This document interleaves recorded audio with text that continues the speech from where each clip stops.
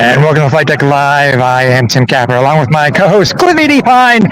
And welcome to, again, Flightdeck Live from the Alouettes season opener here at Percival Molson Stadium, where the Alouettes just absolutely shellacked the Ottawa Red Blacks by the final score of 47-21. Thank you, 47-21. And you got stats in front. No, I know. That's the thing, though. It's live here, folks. It's so I don't know. So much hype on this game itself. Obviously, coming in, it was team was coming in at 2-0. Wanted to show out for the fans at the banner reveal. Again, first home game of the year. Sellout crowd, which we found out tonight. Sellout crowd here at Percival Molson Stadium for the first time in a very long time. Absolutely, and what an absolute game on all facets of football. Offense was just on absolute fire. The defense, of course, in the first half was just elite. I think there's no other way to describe this defense. Ladies and gentlemen, we are being joined. Very good meal. Postgame meal. Oh my gosh, we are being joined by quite a few players. Was this actually for bomb? Hey, we'll take the photo bomb anytime. Congratulations, guys, on a great win. Yes, thank you very much. And sorry, we are going to do this in English, so je vais garder mon anglais, okay?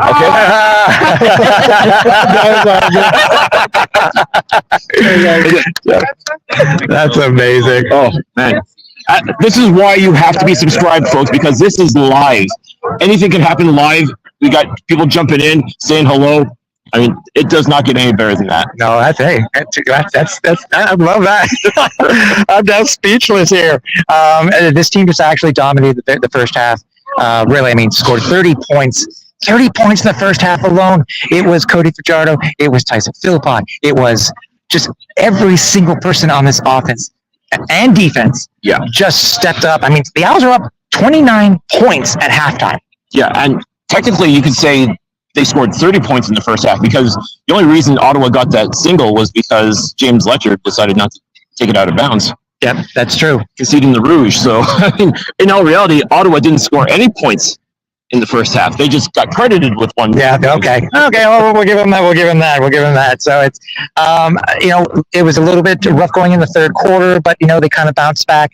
It was funny. The game kind of turned a little bit on an Ottawa field goal attempt that went off the upright, but was negated because of a penalty by the Alouettes, which led to Ottawa's first touchdown. Yep.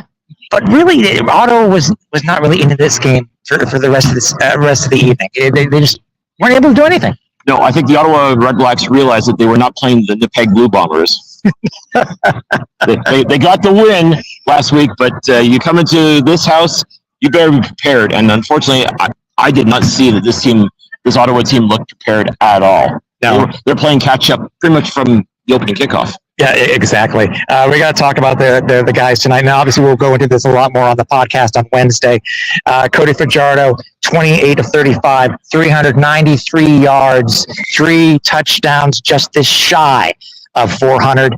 He had one hell of a first half also. I mean, as I said, And can we talk about the first touchdown of this game was scored by Cody Fajardo? Talk about a few just watch moment. Yes. He just waltzed into the end zone like it was nothing and just right away set the tone. The fans were just out of control. It was just made for an electric atmosphere here at Percival Molson Stadium. Exactly. And look at the guys he was throwing to tonight. Keon Julian Grant led the team in receiving 139 yards on 9 receptions. Tyson Philippon, he was the first half for the Alouettes. He really, really was. I mean, even though I think KGG had 99 at halftime. But Philippon, 7 receptions, 127 yards, and a touchdown. And you know what? Not that high on the stats list when it comes to yards for the Alouettes, but we still have to talk about Reggie White, the return of Reggie White Jr. to this team and to the offense. And boy, well, what a game for him. What a comeback. And wow, 2 touchdowns scored. I mean, the first touchdown, absolutely fantastic. And we were just so happy to see him finally get on the board, finally get back into the groove. And then the score was so nice, he did it twice. I mean, there's no other way to describe it.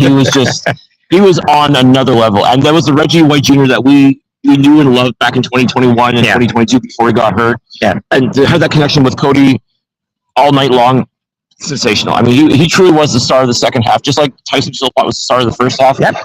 Reggie White Jr.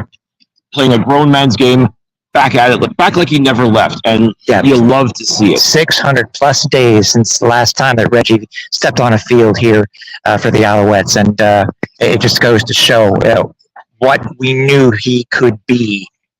Even all those years ago, and it's just up from there. Yeah, everyone was talking about, they knew that this defense was going to be outstanding for the Montreal Alouettes, but there's still some questions about the offense. Austin Mack goes to the NFL. William Stanback goes to the BC Lions. Who's going to be the star? Who's going to step up for this Alouettes team? Well, guess what? Tyson Philpott didn't leave, folks. Keon Julian Grant came back from injury. Reggie White, as you saw, came back from injury. This receiving core is top tier, and it's just going to keep on going. Yeah, that's true. We got to talk about the rushing. Walter Fletcher had a pretty good game today. I mean, 12 attempts for 45 yards. Wasn't as much as it was last week in Edmonton, but he still played an integral part. I mean, in the offense tonight. He definitely did. And again, just giving Cody Fajardo just another weapon to use. I mean, whenever Cody didn't feel like running himself, because once again, this guy just. I said it before and I said it again. Fajardo is a Latin word for run for your freaking life. And that's exactly what Fajardo did. And just advancing the ball, making plays happen, just wow. I don't even know so hard to say. I love it. You talk about University of Nevada quarterbacks, Wolfpack quarterbacks that are mobile. I think Cody Fajardo beat the last guy who was a mobile quarterback, some dude named Colin Kaepernick. I don't know who that is. Well, nobody does anymore, unfortunately. So, Cody, I think, has safely assumed the mantle of the most mobile quarterback to ever come from the University of Nevada. This is something that we have. It seems to be an occasional thing from Cody. He had the longest. Run today for the Alouettes at 30 yards. Oh man! I mean, what can you say at this point? I mean, like, the guy can do it all, and you love to see it. And he was feeding off the energy of this crowd as well. I mean, let's talk about that really quick. I mean. We saw the Fireflies tonight. We saw this place packed. The noise was next level. I mean, there was just everything was going on. And yes, of course, we definitely got country roads as well. Yeah, so 23,035 people. Officially a sellout here now at Percival Molson Stadium. It is, dude, it's the largest crowd since July 25th of 2013. Incredible. And that wasn't a sellout at that point, but that's the new number for here for sellout here at Percival Molson Stadium. So I mean, yes. And again, I understand the other CFL arenas are like, oh, bless your heart, that's a cute little number. But listen, we can't help. This is the smallest stadium in the Canadian Football League, but as I've said numerous times, you pack this place full of rowdy fans, you give them something to cheer about, and this place gets loud. I'm talking capital L, loud. It was. Before we go, and obviously, again, we're going to go into this more in detail on the podcast on Wednesday. Let's talk about this defense, especially Ty Beverett. Oh my goodness. I mean, Drew Brown, his first pass, deflecting off a receiver's hands and right into the arms of Tyrese Beverett. You can't forget the Bev, folks. Never.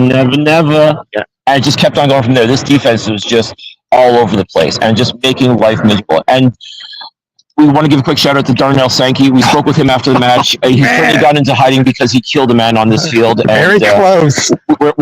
We want him to maintain a low profile. So we're not revealing anything about Darnell Sankey as far as where his location is. I'm sorry, he killed a man, and it is what it is. Okay.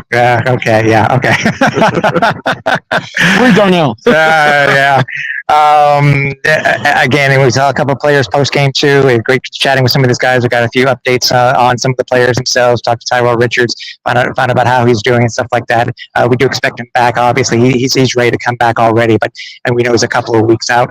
But again, what a way to start the home season here at Percival Molson Stadium. I know you guys can't see it, but the newest banner is hanging here in stadium for the 2023 championship, and it looks good. It really looks good. And again, for the Alouettes to come out and just decimate the Ottawa Red Blacks in fitting fashion for this home opener. Yeah, I mean, talk about like a picture perfect scene unveiling the new banner. You've got 8 of them now, but as we've talked about, the Great 8. That chapter has been closed now. I mean, I think it is officially closed now with the unveiling of that banner. Now it's the grind for 9. And let's face it, this Alouettes team right now, it's still early. Let's not get it twisted. It's definitely early, but they're on the right track. They are definitely doing things the right way, and they just got to keep this party going. Yeah, exactly. Again, stay tuned for the show on Wednesday as we'll go into this more in detail. And one of the things I know Cliffy and I are going to want to talk about is, we've seen the new Jason Moss. We saw a different side of Jason Moss today on a particular play. We want to go back and watch the hit itself because I don't think I've ever seen Jason Moss that mad after he said he's a changed man. It was...